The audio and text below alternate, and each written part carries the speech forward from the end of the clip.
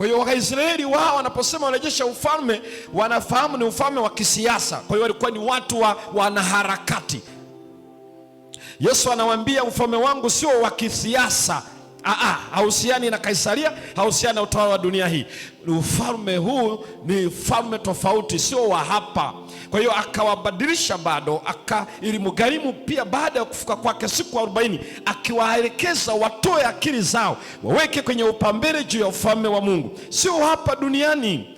Ndio maana tukajua ya kwamba ukiwekeza kwenye ufalme wa dunia hii, unataka haki ifanyike kila anayekufanyia haki wewe, ili ujue Yesu anakupenda. Unataka siasa za dunia zibadilike, ziende upande mzuri. Ni kama umesahau alichosema kwenye Mathayo 24 kwamba kutakuwa na vita na tetesi ya vita, kutakuwa na hiki. Atachoeleza hali ya watawala wa dunia na siasa za dunia zitaendelea kuwa mbaya, katili, ovu, zisizotenda haki.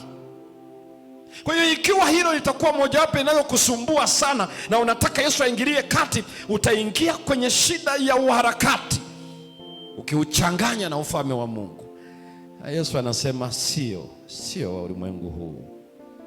Kwa hiyo alitumia muda wa siku 40 kuhamisha political kingdom, awapeleke kwenye hiyo spiritual kingdom, na ambao utawala wake ule wa utukufu unaokuja. Lakini wakati anaeleza kwa sasa ni ufalme wa neema.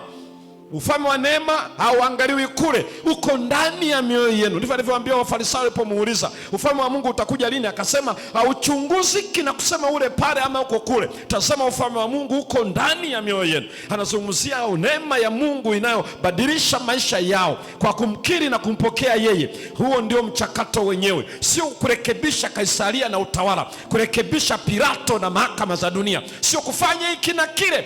Ila anachoeleza ni kwamba anataka afanye kitu ndani ya maisha ya mwanadamu. Ufalme wa Mungu, muda wa siku 40, anahamisha makazi ya washiriki, akili zao katika kanisa la Kizota, kuhama kutoka Tanzania na serikali ya Jamhuri ya Muungano wa Tanzania na tamaduni za dunia hii tunayoishi, pamoja na makazi ya Dodoma, tuelekeze akili yetu juu yuaja na mawingu.